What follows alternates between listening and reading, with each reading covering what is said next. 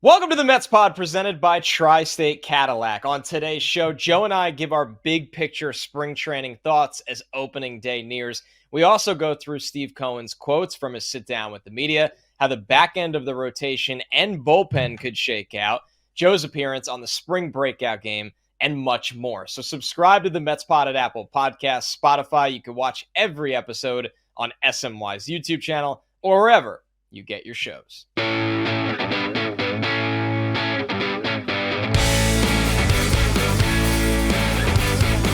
What's up, everybody? Welcome to the Mets Pod presented by Tri-State Cadillac. Elevate your style in a Cadillac. Go from bold to bolder in an SUV, from inspiring to awe-inspiring in a sedan. Visit your Tri-State Cadillac dealer today. And be sure to subscribe to the Mets Pod at Apple Podcasts, Spotify, or wherever you get your podcasts. If you'd like to drop us a review, we'd really appreciate that. And moving forward, feel free to drop your questions there with the review. And of course, we'll use it on the show. You can also watch the Mets Pod on SNY's YouTube channel. Subscribe there as well for a ton of great content. YouTube will also be a big mailbag drop point from now on, as you will hear today. So leave your questions in the YouTube comments below this video right now, and we will also look there to grab questions for next week's show. I'm your host, Connor Rogers, joined as always by my co-host, Joe DeMayo. Joe, a lot of baseball lately. Some double-header style formats. We're going to get to your appearance on the spring breakout game in just a bit. But let's stick with the big league club at the top of the show as another week has gone by in Metsland. What's your big picture thoughts as we get to the end of spring training right now? Big picture, and I'm knocking on the fake wood desk that I have. All things considered, and you look at what's happening on the other side of town and through different teams throughout the league, the Mets have made it through spring relatively healthy. Like Joe, stop it. Shh. I knocked on my fake wood desk. That's the best I could do. Yep. But that's my big picture thought, is that they're going into opening day, 9 days from where we record today. And as of now, it looks like, obviously Ronnie Mauricio and David Pearson are on the 60-day IL. Kodai Senga and Max Kranick will start the year on the IL. But other than that, Jeff McNeil is coming into a game here as we record on Tuesday. So all things considered, that's a successful spring to me. You get to opening day with the roster you largely want there. No, I think it's a really important point. And I think that, in fashion we're too accustomed to, it started out with the dagger with the Senga injury. This is the guy that's supposed to be the front line of the rotation. And, it sounds like we'll call it Memorial Day as the over-under. It's probably more towards actual June. But besides that, especially with McNeil's return to the lineup, it's been relatively okay on the injury front. While, as a man who did his fantasy baseball draft this week, the amount of little red flags, and not just day-to-days next to key players, I mean, you don't have to look too far with crosstown Yankees right now, what they've dealt with. Not just Garrett Cole, but Aaron Judge seems to be dealing with a lot of different things as well. DJ LeMahieu as well. But it's not just here in New York. All across baseball, a lot of flamethrower relievers dealing with some kind of forearm or elbow inflammation right now as well, which is always really scary. The amount of injuries across baseball, most notably with pitchers because of this era. And this is something Chris Bassett was very vocal about, I saw in a clip this week. Just guys throwing 97, 98, and the toll it takes on the body. Let's hope that good news can stay with the Mets right now, as, this is a team that they have some older players in key spots. Starling Marte hasn't been productive in spring, but he seems to be healthy, and this is a time for guys that kind of get right. McNeil on the way back, obviously the staples of the lineup in Nimmo, Lindor, Alonso. I would even call Alvarez that guy right now. And then the variables on the team in Baty and Vientos that have had an up and down spring training, which is probably, I'm sure we're going to get to JD Martinez at some point of this show. But overall, I'm with you, Joe, absolutely. And it's not just the play on the field. We got to hear from Steve Cohen this week as well, who had a pretty extensive sit down with the media, answered a ton of questions. I think credit to Cohen. I feel like, listen, as somebody that covers multiple sports, I don't feel like I don't see this as much in football, the main sport I cover. I think Steve Cohen is very front-facing of this organization, and I think that's not an easy thing to do going into a year where expectations have gone down quite a few notches compared to previous years. And Joe, I'll start with this. I thought the most interesting quote was when he was asked about, the Mets not having any discussions with Pete Alonso on an extension. He said, we know how to do this. We did it with Edwin Diaz. We did it with Brandon Nimmo. We'll figure it out when we get there. This was a very confident stance by Cohen. And I think as much as most Mets fans are having trouble grasping with all of this and want Pete extended right now, it feels like something we should trust Cohen with until we shouldn't. And he has a right to kind of puff out his chest on the track record with both Diaz and Nimmo in the exact same situations. I mean, he's batting 1,000, and I say in many facets of my life, you can't bat 1,000. But so far, Steve Cohen on letting these big name internal free agents test the market and then just end up coming back. What it comes down to is Steve Cohen has more money than everybody. So if he wants Pete Alonso to be a Met for the long term, Pete Alonso will be a Met for the long term. So I'm hopeful as we move forward here, we can just put the Alonso contract to the side. And I think Cohen, in a way, did that, where it's just like, I've been here, I've done that, I know how it works. We'll address it in a few months because we're 9 days away from just watching baseball, and we spent the last 4 months talking about a Pete Alonso extension, and obviously that's not to be right now. It might be beneficial for both parties to just play out this year, see how it goes, and from there, the Mets can figure out a contract that works to keep Pete Alonso as a lifelong Met. Back to the actual games in spring training, I think besides the combo about JD Martinez, will they, won't they? And like I said, I promise we'll get there.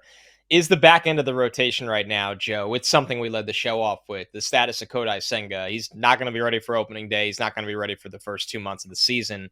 And that has opened the door for the depth of this system for somebody to earn that fifth spot. And very quietly, Joe, because I feel like understandably we've talked about Severino looking good throughout this spring. Obviously Quintana's a guy that's locked in. Manaya's going to be in this rotation, Adrian Hauser. But very, very quietly, Joe, Jose Butto and Tyler McGill have had promising springs. And the viewpoint of these guys fascinates me, right? And I'm guilty of this as well. Butto, by the way, turned 26 this week. Happy birthday to Jose Butto. Today, I think, actually. Technically today as we record. His birthday as we record on Tuesday. I mean, this dude is just 26. When he made his debut with the Mets, he got knocked around, and that kind of stained him in a way that was probably a little unfair. And then last year, we've said, hey, maybe not a lot of people were watching at the time, but when he got a chance to pitch down the stretch, he looked pretty good. He's carried that momentum into spring. And Joe, while I think this is McGill's job to lose in that fifth spot, I mean, the reality is both of these guys are going to be making starts for the Mets this year.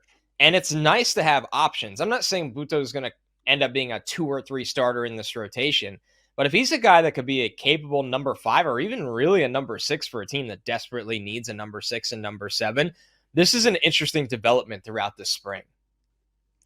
As we have seen, being lifelong Met fans, and if you're listening to this show, you're probably a lifelong Met fan too, you know how many starting pitchers this team will go through in a given season. So I wouldn't go too crazy over who's the opening day fifth starter because it'll probably be Tyler McGill because he has more experience.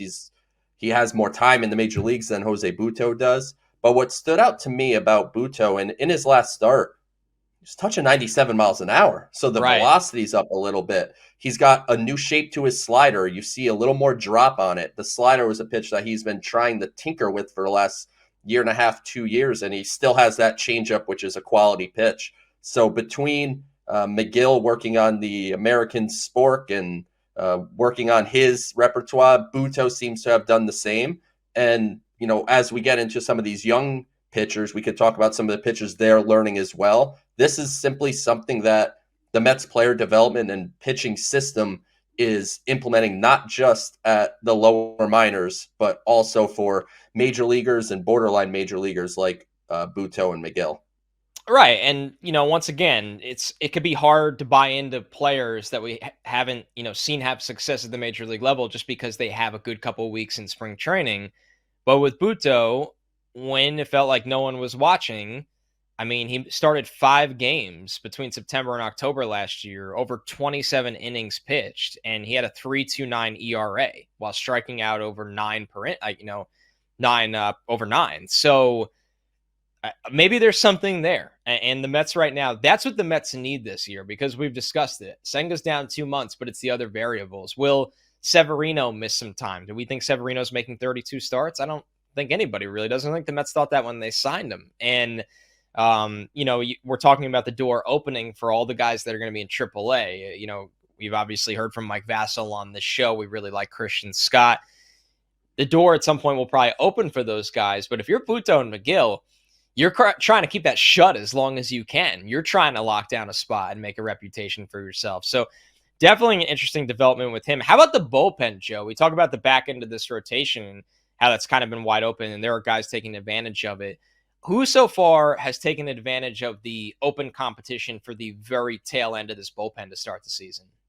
What's interesting, basically all of them except Shintaro Fujinami, who is shown to be a bit of that wild thing. And at this point in time, I find it hard we to thought he was. Yes, I find it hard to believe we're going to see him on the opening day roster. But again, we will see Shintaro Fujinami throw innings for the Mets this year. I think you have basically 2 spots available in the bullpen, and realistically, we have 3 guys competing for those spots, and that would be Yohan Ramirez, who was a waiver. No, he was a trade for cash, I think, with the White Sox this offseason. Michael Tonkin, who was one of David Stearns' first signings, I believe, to a 2-way contract. And Sean Reed-Foley, old friend coming back from Tommy John, got some work at the end of last year on the big league team.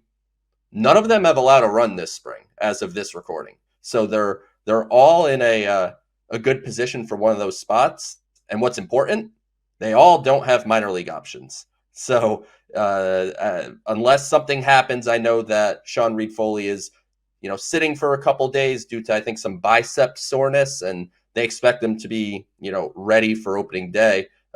I would say Phantom IL, but that's not a joke no more. It was a joke a couple of years ago, but I don't think we can't pull that joke. Yeah, we don't want to be liable for any more accusations. No. But between those 3, Yohan Ramirez has stood out to me the most from a stuff standpoint. There's a lot of 97s on the gun. His sweeper has looked really, really good. He even got into a game last week and through 2 innings, struck out 4 guys, no runs. So he's showing the ability to maybe potentially give you more than an inning. So I like Yohan Ramirez the most. Reed-Foley probably has better pure stuff than Michael Tonkin does.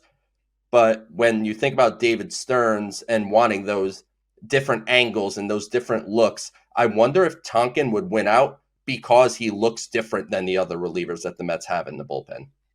Right, and it just goes to show you, I'm sure this is something Stearns takes into account when making so much. He's a volume guy with the bullpen, which is something that you and I believe in. It's something that has a proven track record in baseball. Rather than going out and, giving one guy 3 years, $30 million, and another guy 1 year, $13 million. And don't get me wrong, the Mets spent some money on the bullpen. They have one of the highest paid closers in the sport.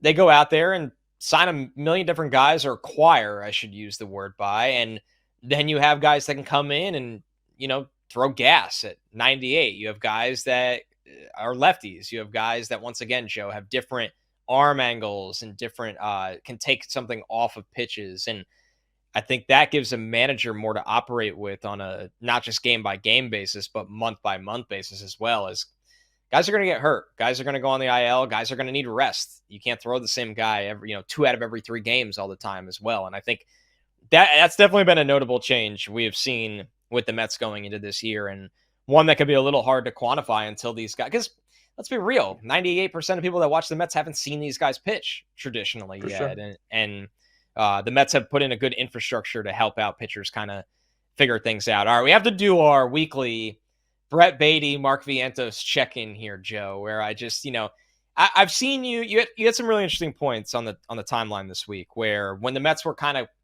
connected, and I use that term loosely, to a reunion with J.D. Davis that quickly evaporated as he went to the A's, you were like, this doesn't really do it for me.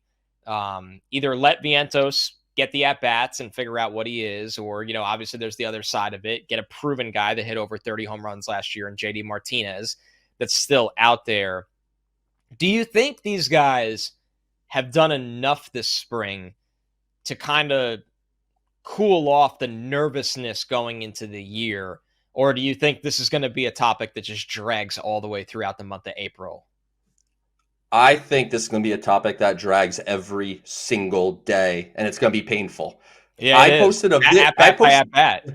I posted a video of Mark Vientos hitting a 440-foot home run at 109 miles off the bat, and the responses are, "Who cares? He stinks." Signed, Yeah. JD Martinez. So I get it. From a fan perspective, you want the more proven commodity, which JD Martinez is, and I would never deny that fact. I mean, he hit over 30 home runs. I think he had a 900 or near a 900 OPS last year. So clearly, he would help the everyday lineup.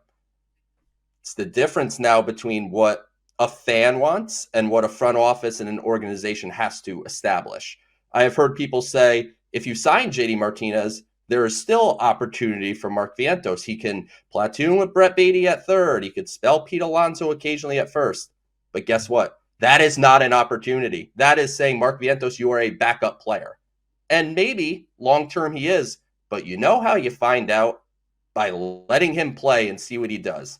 Yeah. What Vientos has shown me this spring is a lot of kind of his profile. You're going to get strikeouts. That's part of the game with Mark Vientos. But leads the team in home runs. So the power is going to be there. I think, I've said this on this show. I think he's going to hit 20 plus home runs.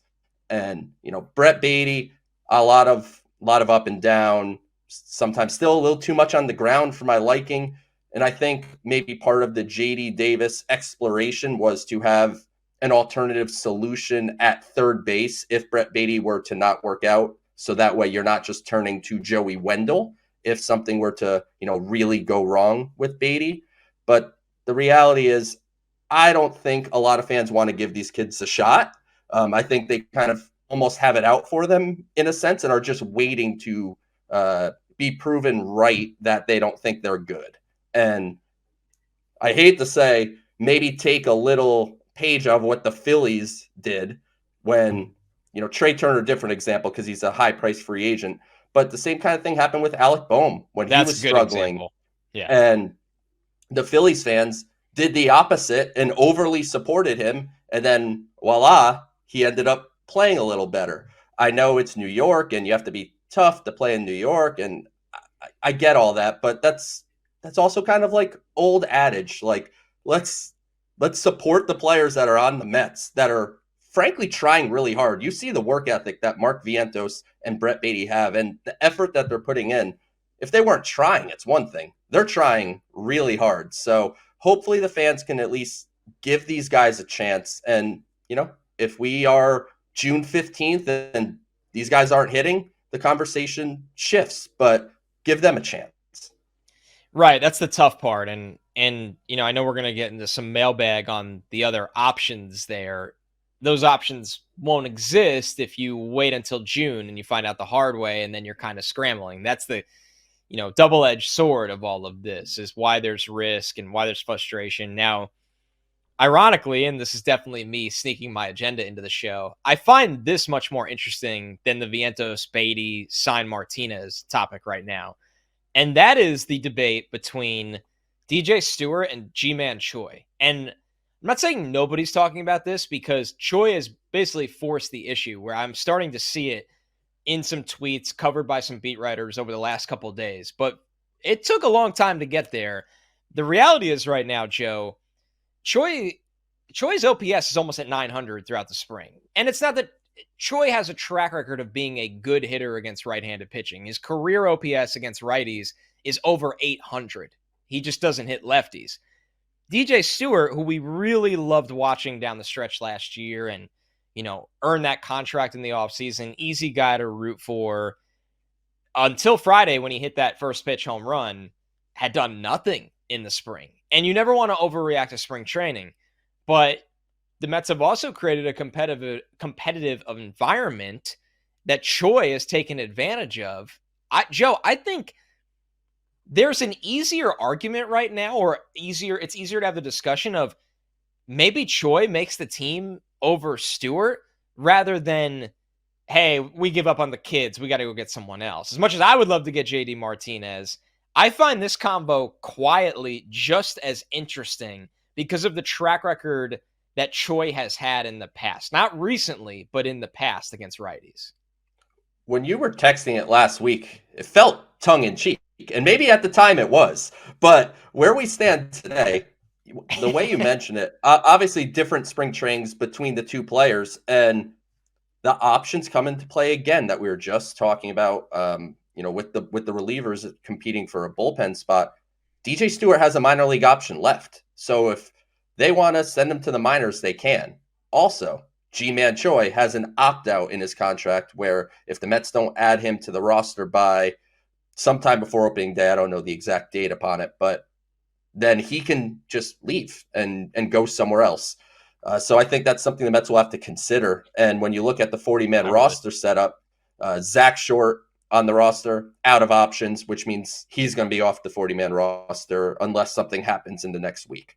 Phil Bickford, unless something happens, out of options, he'll be off the 40-man roster in a week. One of those three relievers competing will probably be off the 40-man roster in a week. So there's going to be flexibility to just throw G-Man Choi on the 40-man roster, option DJ Stewart, and give it a shot. And if G-Man Choi does nothing by April 21st and DJ Stewart's hitting in Syracuse, you could swap them out.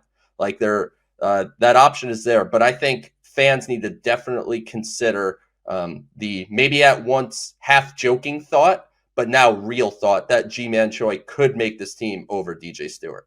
Right. And I think another variable in this is that they have outfielders, because the argument typically would be, well, DJ Stewart plays the outfield and Choi would just really be a backup first baseman.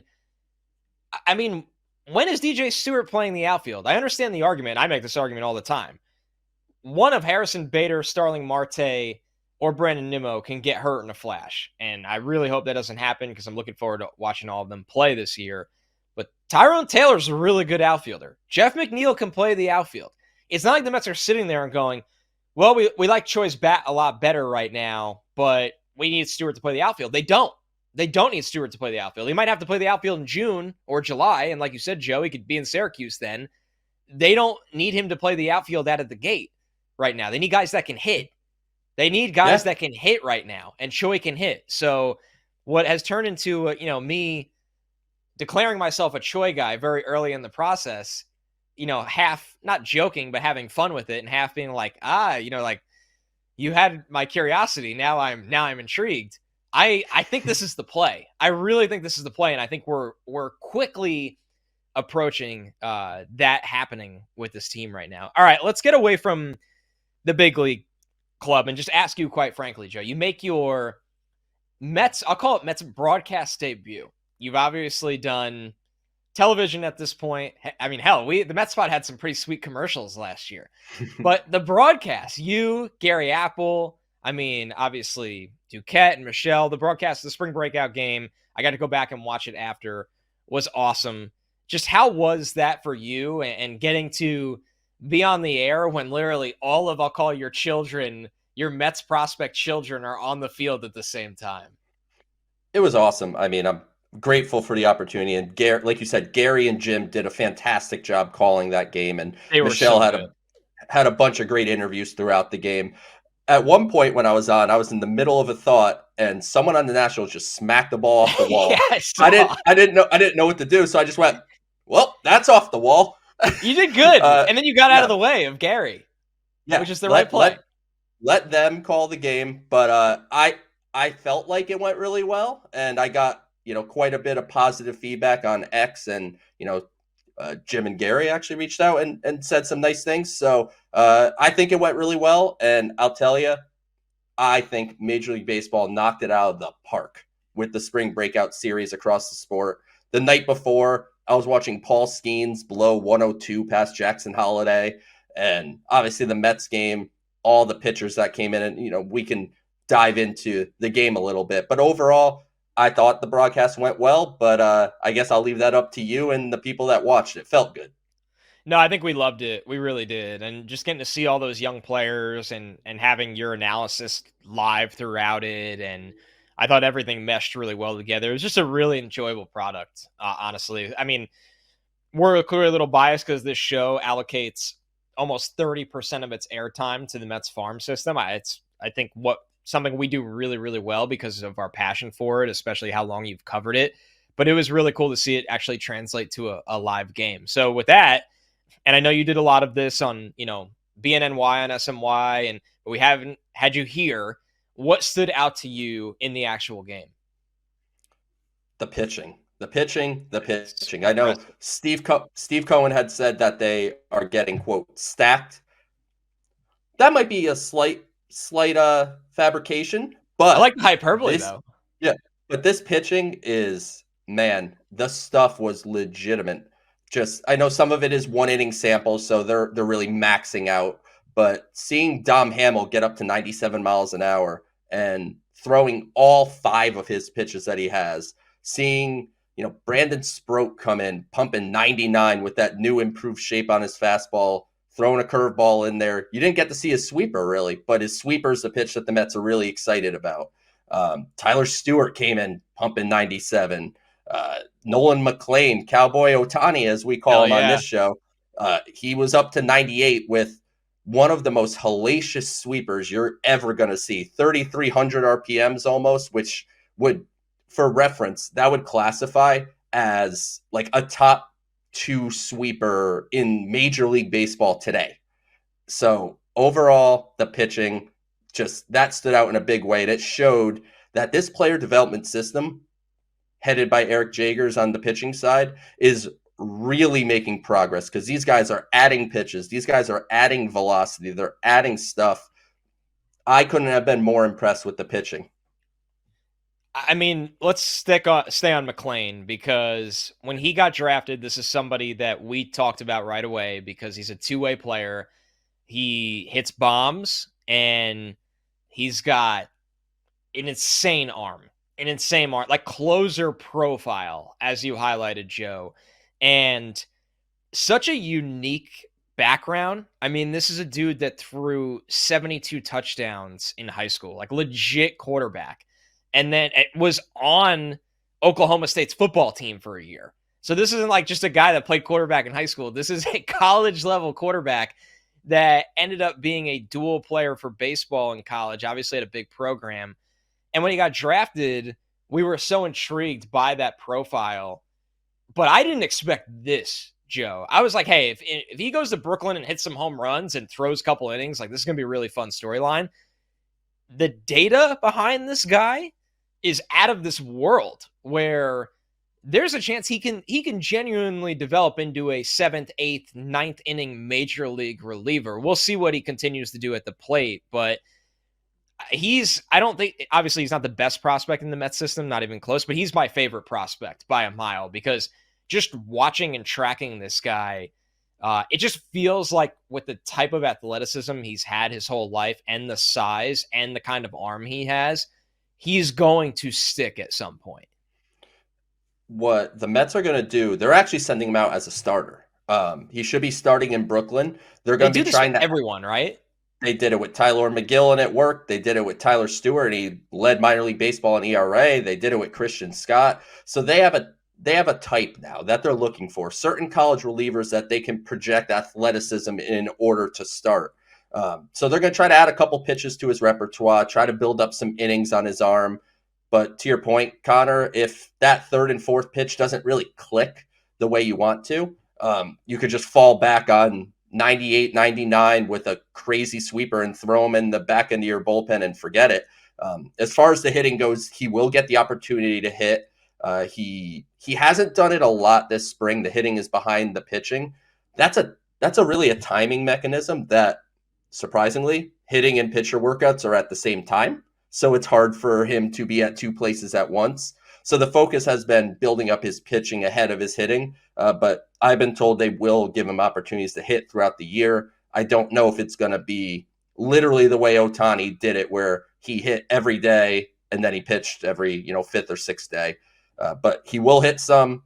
He will pitch. He'll get an opportunity to start. And like you said, Connor, he's not one of the highest ranked prospects in my system. I think I had him 22 on my top 30. Something tells me in a mid-season update, based on starting in Brooklyn and what I think he could do to high A hitters, I could see McLean being one of the big risers in the system this year.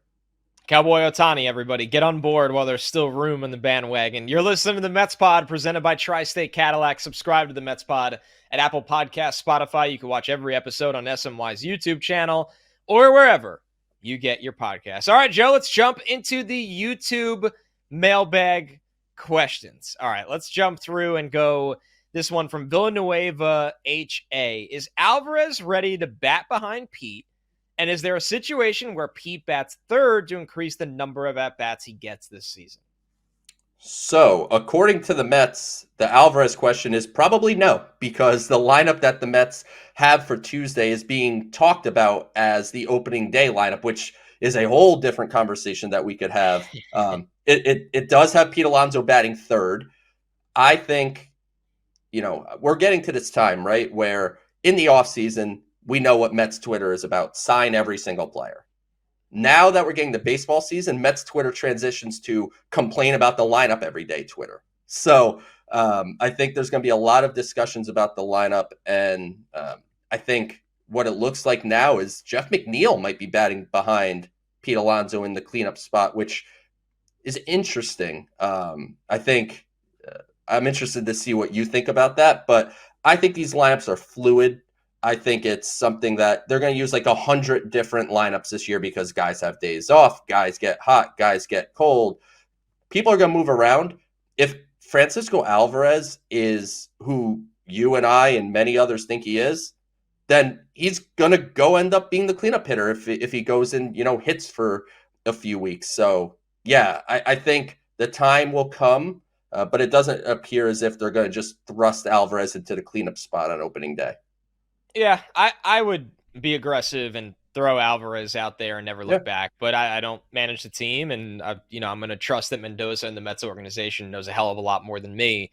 I think now McNeil, ironically, batting cleanup, this is the spot in the order outside of batting ninth that he has the least experience in. He's only done it in 7 games. He's only started at that spot in 6 of those games. And when you look at McNeil, he traditionally has batted leadoff, third, fifth, and sixth, and second. They really evenly put him across 1 to 6th without putting him in cleanup. So it's hard to buy into what works for McNeil. His highest OPS is ironically batting 8th and leadoff. He's been extremely capable batting third. He ironically has his lowest OPS with a big sample size batting 5th. So my take is I don't like McNeil in the 4th and 5th spot, driving in runs and in that area, knocking the base. I don't like him in that spot. But I also think the Mets are kind of stuck where it's weird to figure out what fits for McNeil because they still like Nimmo leadoff, and we've talked about the kids are going to come up and eventually get into that spot. Maybe not this year, but next year. Lindor should bat second every day and just call it what it is. I like Pete batting third. And then it's kind of, you're in this weird area where you're like, okay, is Alvarez ready to bat cleanup? And they think not. We think he is. So we'll just let it play out from there. But and this is why, because I'll just go right to this question because we do have to address it. This is from Henry Ham BR. Should the Mets go after JD Martinez and replace Mark Vientos at DH and maybe sub out Baty and Vientos at third? Let's answer the first part before we get to the platoon of Baty and Vientos at third. I get something you have pushed, the side of let Vientos play and see what he has. I totally understand it. The lineup gymnastics with Martinez are so much easier. That's why you have fans asking this, because it's like, well, batting JD Martinez behind Pete Alonso looks pretty damn good. So here it's really now or never, Joe. I mean, we're getting to crunch time. Like, if we want Martinez to be out there for the beginning of the season, they have to get this done soon. He's got to sign somewhere eventually. His market has not sounded overly hot. We've heard the Mets and the Angels from John Heyman recently. Just a gut feeling, and he might not have a choice. I don't know why Martinez would want to go to the Angels with the state of that team right now, but hey, you gotta work.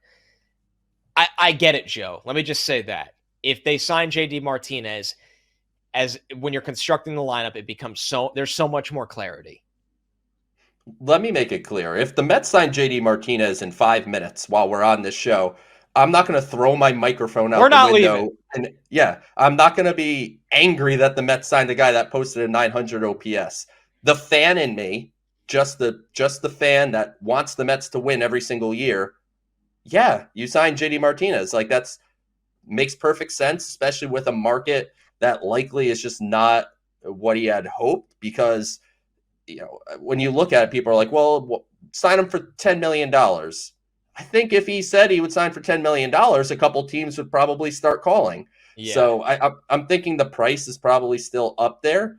And in a way, credit to the Mets if we're going to believe John Heyman's reporting, which we should. I think he certainly has His track record stands for yeah, itself. he's got his finger on the pulse of everything going on, especially in this market. Uh, you keep in touch with JD, and if the price becomes a price that makes sense, yeah, you take the certainty over the uncertainty. I get that. But if the price is going to be 17, $18 million or in that range, and then you do the 110% on top of it, you're simply not going to get value. Number one, like no matter how good JD Martinez is, you're not going to get $37 million worth of value out of him as a DH. And two, it's basically the end of Mark Vientos. That's what it comes down to. We can play around and say you're going to platoon him, but guess what? All these people saying the platoon him were sending us mailbag questions in December that Mark Vientos is incapable of playing third base and he can't play there. Right. So it is a tough needle for us to thread as a podcast that is trying to cover the team and explain like organizational thought and philosophy, but also being diehard Met fans that want the Mets to win. So I see both sides. I don't think anybody's wrong in this. If you're a fan and you want JD Martinez, you make all the sense in the world to me. And if you're the Mets and you want to see what you have in your young players so you can establish the plan going forward, I get that too. This one from MetFan 3105. General free agent baseball question, but it will affect Pete next year. When does a player step in and tell their agent enough is enough? I want to just sign with the team. What's going on this year is crazy, and I would like to think Blake Snell, JD Martinez, and Jordan Montgomery just want to play ball. Votto did it, and good for him. I thought this was a really interesting question, Joe, because Scott Boras is a very successful man at what he does. And the name speaks for itself. The track record, the money, the players that he represents speaks for itself. More often than not, Scott Boras gets what he set out for, no matter how hard of a line or how long of a wait it takes. I think it's safe to say this year, Joe, it has not gone for the most part the way he had hoped. Blake Snell, 2-year, $62 million deal with the Giants with an opt-out. By the way, I mean, not a crazy deal for Blake Snell at all. The fear with Blake Snell with us was always 5, 6 years, even 4, honestly, even 3. I'm fine with that for the Giants. Good business for the Giants right there. It just makes you wonder, is Jordan Montgomery going to sign almost the same deal? A 2-year with an opt-out that he hits the market again? JD Martinez, still not on a team right now. We saw what happened with his other free agents. Number one, I do not in any way envision Pete Alonso being one of these kind of guys. Pete Alonso, to me, will either sign with the Mets in that 5-day window before free agency starts. Probably won't. Probably will go see what other teams offer him on the first week of free agency at the winter meetings or whatever it may be. And then the Mets will, in our opinion, top it. And he'll be back with the Mets. I really think it's just a Brandon Nimmo, Aaron Judge kind of situation all over again. But I think the general thought from MetFan 3105 is really interesting, that if you're a free agent in Major League Baseball, the waiting game is not paying off anymore like it seemed to, because these teams come in with a budget, the money goes, and that's it. It's gone. I mean, we just talked about this when hearing the Angels and the Mets are in on JD Martinez. JD Martinez hit 33 home runs last year. And the Angels and the Mets are the only two teams right now sniffing around on him for a 1-year deal. By the way, I think there is so much data in baseball right now that the amount of teams, assessing risk and avoiding risk has changed the free agency game. It has. And I do think this year's a little unique. Like this wasn't last offseason. This wasn't the offseason before that. Like I know there was the temporary strike. What I don't know what strike. It wasn't a strike, but the stuff with the CBA. Like that held back baseball, obviously a couple years ago. But I think this offseason, and we were saying this in December, Connor. So I guess credit to us. Teams didn't really want these teams didn't really want these guys. That's what it came down to. And I think obviously not a successful offseason for Scott Boras. But when it comes to just like the general concept, which was the question of when is enough for a player, I think that's individual. Like how much success have you had previously? How much money have you made previously? There's some guys that they're free agents for the first time and they never made, this huge kind of money before, and they want to make sure they're getting the right deal. And then there's other players that are like, in December, I want to know where I'm moving my family to. So I think it's really a person-by-person basis. And Scott Boras has, to your point, historically proven out to get what he wants eventually. He'll wait it out, and eventually he gets it. This year's been a big strikeout for Scott Boras. Not that I feel bad for Blake Snell getting $30 million this year, but it's certainly not what he and Scott Boras expected he would get. And, ultimately these guys are going to sign. They're going to have to sign pretty quickly. And when you look at, Jordan Montgomery, you have to imagine he's going to sign a similar deal. And guess what? That's great news for the Mets who need to sign pitchers next offseason. Let all these guys opt out and then re-enter the market, make the market more flush with starting pitchers. And that can be, I guess, advantageous to the Mets. So let me close with a scorcher here, Joe. You're the Mets today. Kodai Senga, you think internally not going to be back till June.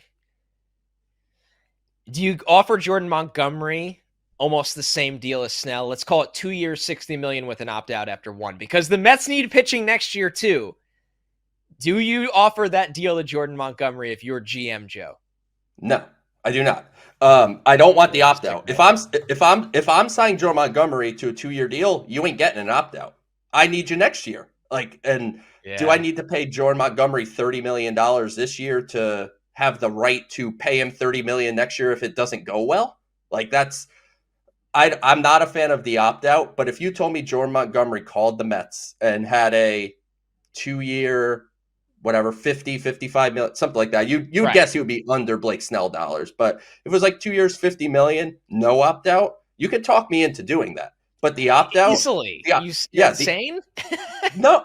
Yes, I am, but 2 not years, in this, $55 million for Jordan Montgomery with no opt-out is no-brainer territory. And they probably wouldn't take that, but that's what I would come at them with. If he wants to opt out, this year is about the evaluation overall. So yes, you're down Senga for a couple months. It would be cool to plug Jordan Montgomery in instead. But if the Mets are going to win, low 80s, do I need Jordan Montgomery this year only to have him just leave and pay the tax and all that? Might be the difference to the wild card. It could be. That's an interesting conversation that I think we might have to revisit next week. We'll see if he signs this week. That's a hell of a tease. This is the Mets Pod presented by Tri-State Cadillac. Elevate your style in a Cadillac. Go from bold to bolder in an SUV, from inspiring to awe-inspiring in a sedan. Visit your Tri-State Cadillac dealer today.